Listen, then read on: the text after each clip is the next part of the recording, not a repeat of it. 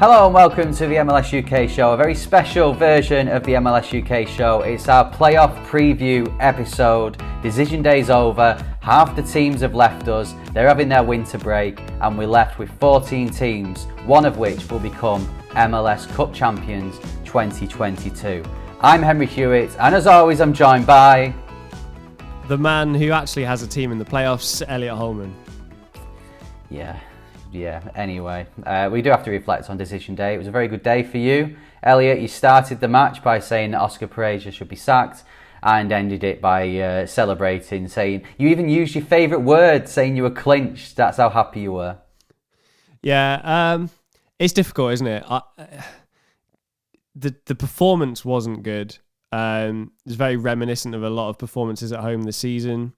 We've touched on this before. We've lost 8 games at home this season, nearly 9 as they went 1-0 down against Columbus. Got a penalty, which helped them win the game. Got quite a bit of stick on Twitter for saying Pereira should go. We're not going to do anything in the playoffs, and it's so weird, isn't it? I understand what a great job he's done. I think this is where you and I differ from a lot of people in the States. I know we get a lot of people do contact us and get involved, and people love the show, bizarrely. But I am seeing a theme is I personally hate it when coaches get sacked. I'm not an advocate for that. It's not something that I will ever really go for. Hated it when Norwich sacked Farker. I still, 12 months on, hate that he's gone. Didn't want him to go. Still would want him in charge. But for me, Oscar's done a good job. He's taken Orlando to the next level, and now I think the team deserve better. I don't think performances have been very good this season, and a lot of diehard Orlando fans disagree with me. I personally don't understand what they've been watching, but I do understand the love for him. We all have love for them, but I think in Europe we're very used to that's business. Thank you very much. Time to move on. It's not coming from a place of burning hatred. I presume you do agree with me.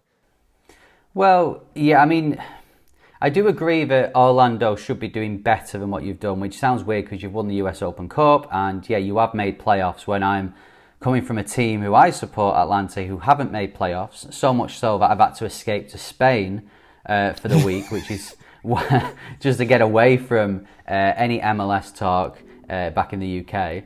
That's probably why you can hear, Spanish music in the background and I sound a bit more echoey.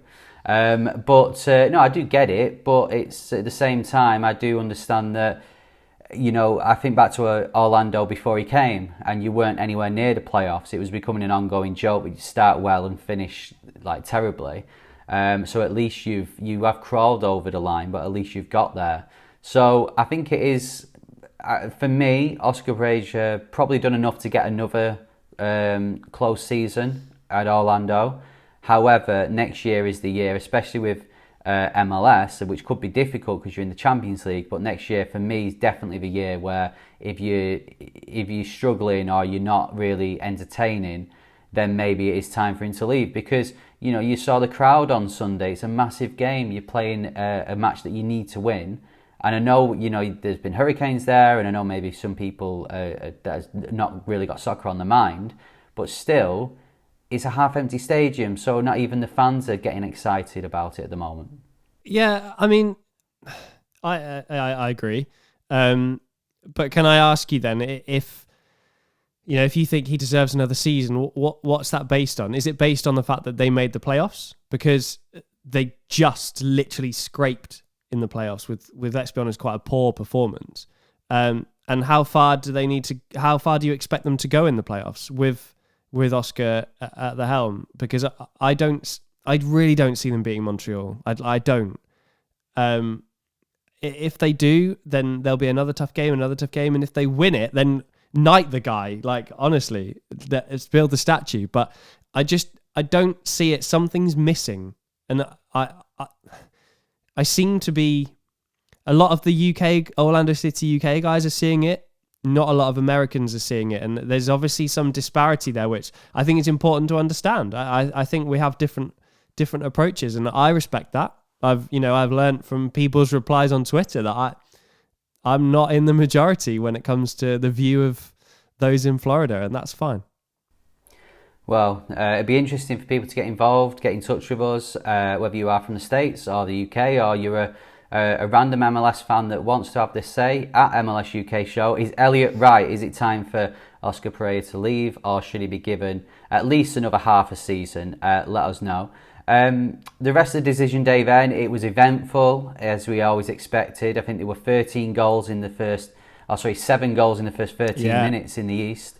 We made our playoff predictions on the last episode, who would get over the line. We both said Columbus, which obviously didn't happen. And as a result, Caleb Porter has left his role, or been told to leave his role.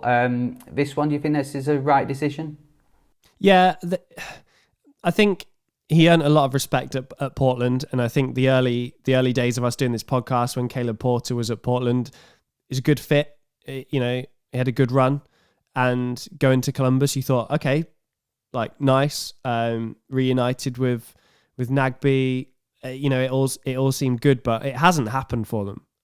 I believe he only got them into the playoffs once in 4 years. Please correct me if I'm wrong. That's not good enough for Columbus Crew. That's a team that when I started watching MLS were a big playoff team. So yeah, completely understandable. I think Caleb Porter's got a place in MLS. I think there's teams that that could certainly do with him. It's not when I'm hoping that Orlando will replace Oscar. I'm hoping that they'll spend big and they'll get in a big name that's really experienced. So maybe not the likes of Caleb Porter, but there's certainly teams in MLS. Please, DC, pay the man. There's teams down there that need this man's help. Yeah, I think I agree with you. Definitely, I'd be surprised within the next 18 months if he's not got a role. The Columbus, of course, won MLS Cup in that season that we did make playoffs, but since then, especially in the new stadium, it's 2 years in a row they've not made it.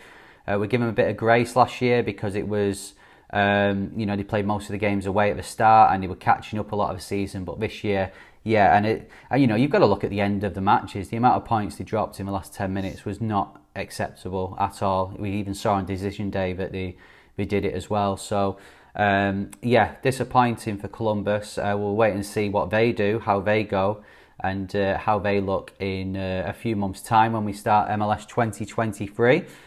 We also, looking at our predictions here for what we said for playoffs, you said Miami, Columbus and Cincy, so you got 2 of those right.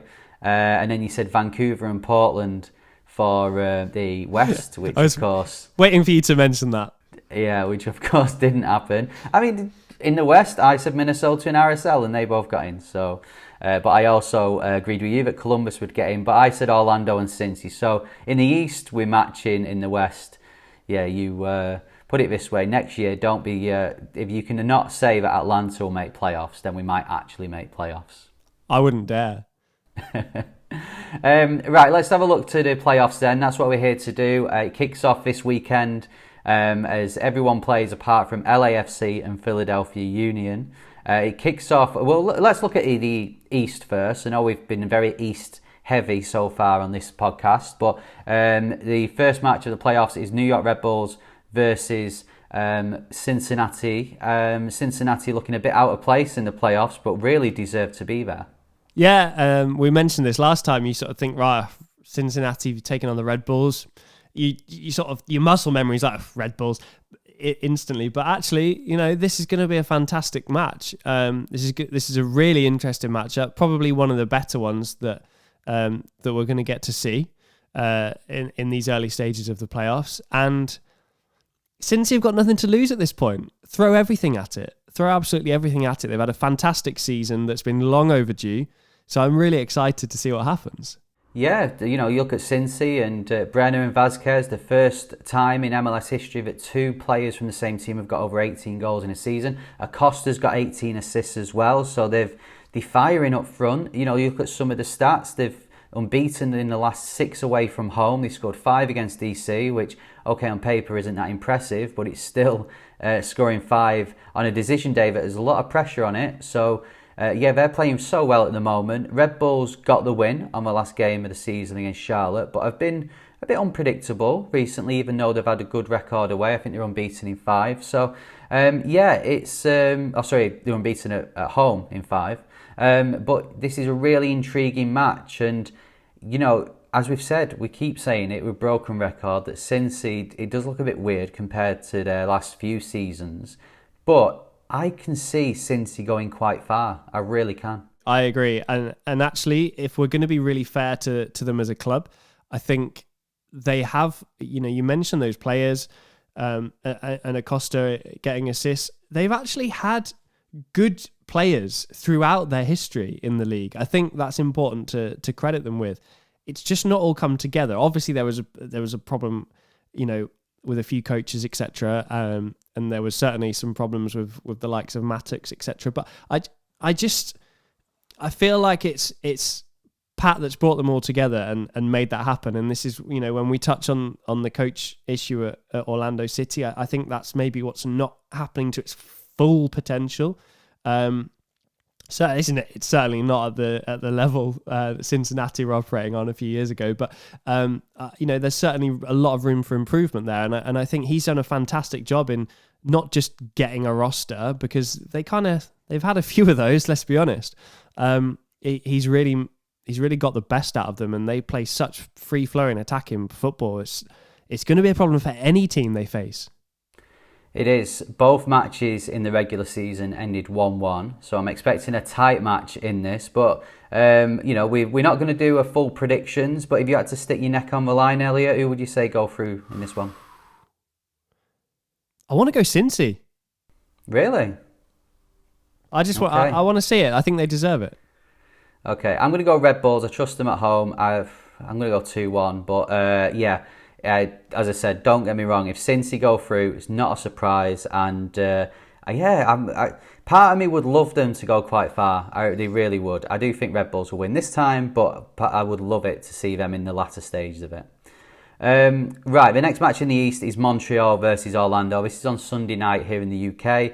We've spoke about Orlando, so let's talk more about Montreal. We've been praising them for the last few months because they stuck in there. We actually anticipated they might fall off. They've not done. They've lost 1 in 15. They've won the last 4. I saw somebody on social media say who's your outside bet to win MLS Cup. A lot of people say Montreal, and you can't disagree with them, can you? Not at all. We've touched on Orlando, so focusing on Montreal, they're a club. They're one of the clubs that are operating on a completely different level to the likes of Columbus and Miami. I'm not going to include Cincinnati. Maybe Red Bulls. I think they look complete.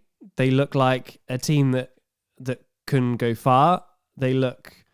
I don't see the likes of Orlando troubling them whatsoever, and that's the difference, isn't it? You mentioned Cincinnati and their poor seasons. Orlando have had plenty of those as well. Oscar Pereira has brought them up to this level of consistently making playoffs, and now I think it's time for the next level, and that's where Montreal have managed to elevate themselves to. It's so impressive. It's been a really good season. They are, without doubt, one of the favourites for me. Yeah, the only thing for me against Montreal is we've seen this so many times where teams have had such a good regular season and then it just falls apart in the playoffs. And I would be really disappointed for them if it does, because I guess the season gets forgotten about. If they get beat to Orlando, suddenly it's like, yeah, you finish second and 2 points off Philadelphia, which is brilliant, but playoffs, no one remembers because you didn't make it quite far. So Montreal are going to be playing at home. If they get to the latter stages, they will be playing at home for the majority of the time. If you look at their home record, it's very good. I think all signs are saying Montreal should win. The only thing for me is that we have seen this so many times before in MLS. We saw it with New England Revolution last year. They lost their first game on penalties. So I hope they do go through. And I'm not just saying that because of Orlando, and I would hate to see Orlando in the latter stages. I think, if you're being honest, which we try and be, Montreal are in that fixture. Montreal are the team that deserve it by a long way. So let's call it as it is. I want to see Cincinnati go far because they've done well and they've played good football this season. Montreal absolutely deserve it, so I would have to back them in that as well. So in the regular season, of course, Orlando started the season by beating Montreal 2-0. Montreal then, in the return fixture in May, won 4-1. I'm assuming, Elliot, if we're going to do a little prediction on this, you're expecting to see a similar result to the 4-1 rather than Orlando winning 2-0. Yeah, I'll either go for a 2-0 defeat for Orlando, or if they're going to score 3-1, I think Montreal will just outclass them, especially away, with Orlando playing away. Yep, got to agree. I think Montreal will go through. The next match, New York City FC versus Inter Miami. As we record this, we don't know where this is going to be played yet. Phil Neville stoking the fires a little bit on Twitter, calling out New York City FC, saying, "Can you decide where you're going to play this match? Because our fans need to know." They get in the playoffs once and then they ease off, isn't he? But they've had good form, haven't they, going into Miami? I mean, New York City FC have as well. Of course, Inter Miami beat Orlando 4-1 in the week to clinch their place, and then disappointingly for them, lost to Montreal on the last game at home. Can you see Miami doing anything in the playoffs? Season of two halves for Miami. We've seen them be really good and we've seen them be really bad. So again, it's going to depend on which team turns up. New York, of course, got that home advantage wherever they decide to play, they'll be used to it. Miami certainly not so much. I do feel like the overall quality is with New York. I don't think that can be contended, but I do think that on their day, if we're going to give them the credit they deserve, Miami could turn up there and do the job. So I do think it's going to be closer than maybe you'd think on paper, but I have to back New York in terms of quality. Yeah, I'd have to agree. I think, Miami can go. Playoffs is playoffs. Anything can happen. But, you look at Miami, I think they're 9th in the East in terms of overall record away from home so far this season. So you would expect New York City to win. They've won the last 3 games, I think. They've beaten Atlanta, Orlando and Red Bulls. So New York City are in form.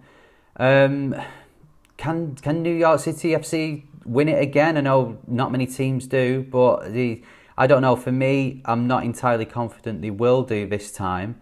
But they've done it before. The players have done it before, so you won't rule them out.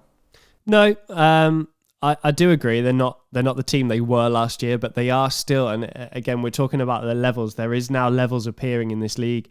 You've got your DCs and your Torontos and your Chicagos, but the Columbuses, your Miamis, your Orlandos are not on the same level as New York, but New York are not on that level they were last year. So there's certainly levels appearing in this league, and there's some really top tier teams that are entering these playoffs that are going to I imagine find it quite easy to blow some of the other sides away.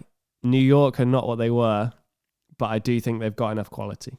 Yeah, their home form has been good. They're second behind Philly in the East in terms of best home form. Funnily enough, I think they joint third in the whole league behind Colorado, who had an excellent season at home. Home form only takes you so far. They finished third in the East. That means that if they face Montreal or Philadelphia at any point, or chances are if they get to MLS Cup, they will be away from home. So they might struggle there. I'm going NYC. What about you? NYC for me. Yeah. So in the East then, as the bracket falls, Philadelphia, who come into it in the next stage, they will play the winner of Red Bulls or Cincy. And then you've got NYCFC or Miami versus Montreal or Orlando. That's on Sunday evening or Sunday night, the 23rd of October. Philadelphia's game is on Thursday night, so a bit earlier in the week. So potential derbies there, New York, and Orlando, Miami. Yeah, this is what's the beauty of having an east side and a west side, is that we can get those derbies. And funnily enough, that brings us on to the west, where in the next stage there could be a massive derby as the bracket falls. But let's start with talking, let's talk about LA Galaxy versus Nashville. This is the first match in the west on Saturday evening. What a game this is going to be. Nashville went to LAFC on the last game and won. LA Galaxy actually went to Houston and won in their match on the last game. Two teams in form. Where do you see this one going? This, for me, is one of the harder ones to call because Galaxy were kind of teetering on the edge, and history told us that they might not make that playoff spot in the same way that we doubted Orlando quite strongly. And I think now they've made it, it's going to go one of two ways. I'm sure you'll agree that when you look at Galaxy, they're either going to turn up or they're not. And Nashville, and not, as we found out last year, are not an easy team to face. They're well organised. We touched on this in the last episode. A lot of credit to the way that they've been playing since day one in MLS, by the way. So this is by no means Galaxy are a big team. This is one of the tougher games to call for me, and I'm gonna let you do your bit first before I just wade in. Well, this is tough because I want Galaxy to do well. We've discussed this before. It's become a bit of a joke, the fact that they've not been anywhere near MLS Cup for so long. Nashville, third season in MLS, third season in the playoffs. They've been fantastic. I love the club, the look of it, the stadium and everything about it. So it's really tough to call who I would like to go through and who I think would go through. If Nashville were at home, I think it'd be a lot easier. The fact that LA Galaxy at home, it's going to be a full house, I presume. The fans would get really on the side. You know what? I think Galaxy will go through. I think this is big for Chicharito. We've talked about him in recent weeks, missing penalties and not being as professional as we would expect him to. But at the end of the day, he's so professional. He will hopefully for them drag them across the line and get the win. So I'm going to go Galaxy on this one. Okay, well, this is why I thought I'd let you go first. I'm going to go Nashville. I think there's a lot of pressure on Galaxy. There's probably more pressure playing at home. Been some poor seasons in the past. And I think Nashville are going to be difficult to break down. Okay, well, that moves us on to Austin versus RSL. So this is on Sunday evening. RSL getting in on the last game by beating Portland, which I think someone predicted that would happen. Someone didn't. But they did it again. They broke through, on the last game. Now, we saw last year that they kind of surprised a lot of people and got quite far in the playoffs. Going to Austin is going to be tough, though. Can they do it again? It is going to be tough. This is probably their toughest test, if I'm honest. I think really impressive that they made it. Really impressive that they beat Portland, who are, let's be honest, a club with massive playoff history, which we touched on, talking about Caleb Porter earlier on. And I think they draw anyone below LAFC in Austin. I think we maybe back them. Yeah, it's going to be a great occasion. Austin is going to be green, the whole stadium. They're going to be so excited for this. Their first ever playoff match. I do think that Austin, in the end of the season, have been a bit slow, a bit disappointing, a few poor results creeping in. But if you take the form from the middle part of the season, where it looked like it was going to be them or LAFC, for Supporters Shield at one point, let alone to be Kings of the West, I do think they'll bring that form back in. So I do fancy Austin, but RSL, another club that you wouldn't be surprised if they just snuck a win in this one, even on penalties. But yeah, for me, Austin, they should do it. They'll go through into the next stage. Yeah, so Dallas v Minnesota on Monday night. This is tasty, this one. It is, isn't it? Dallas have done so well this season, especially with some of the players they lost in the close season. Minnesota, another team that kind of stumbled over the line with a 2-0 win over Vancouver. I don't know with this. I mean, you've got to fancy Dallas at home, right? Yeah, been a really good season. And that isn't something that we're used to saying for Dallas, to be honest, but got themselves a good roster, a team that can play together, can pull results from everywhere, all sorts of scenarios, to be fair. I'd be surprised. I like Minnesota, and we don't need to revisit this. I do think they've been exceptional from the moment they joined MLS. I think it's been really impressive, but I do have to back Dallas here. Yeah, I think we've both gone the same with that one. Dallas, they ended the season with a victory over SKC at home as well. So I trust them at home. Do I think Dallas can go quite far in playoffs? Maybe they could be the RSL of this year. But I think there's better teams than them, in the playoffs. But I think for Dallas, get through the first stage and then take it from there and see what happens. Okay, so those are the matches in the playoffs in the West that we know about. Moving into the next stage, of course, that's when LAFC come into it, and LAFC will play the winners of Nashville or LA Galaxy. So it's either going to be a derby, El Trafico, or Nashville are going back to LAFC to win again. The other match, of course, is Dallas or Minnesota versus Austin or RSL. That one's on Sunday evening. Texas. Yes, another Texas derby, potentially. The LAFC versus Galaxy or Nashville match is on Thursday night after the Philadelphia one. So Thursday night's going to be a great night for MLS. Now we looked forward from that. Of course, the winners of those matches in their respective conferences will play each other, and it will be the conference finals going into then MLS Cup on the 5th of November on Saturday evening here in the UK. So Elliot, this is where I ask, who's your pick? Who's winning MLS Cup? This is me. Okay, I'm going to tell you this. I think it's going to be an LA team in the West in the final, and I think they're going to play Philadelphia. Right. Okay. I know that's a bit boring. I know I've picked Philly and they've blown everyone away, but I do think they're going to do better this year in the playoffs. And my LA team is going to be LAFC. I'm going overall LAFC, Supporter Shield winners and MLS Cup winners, and I know that is bold.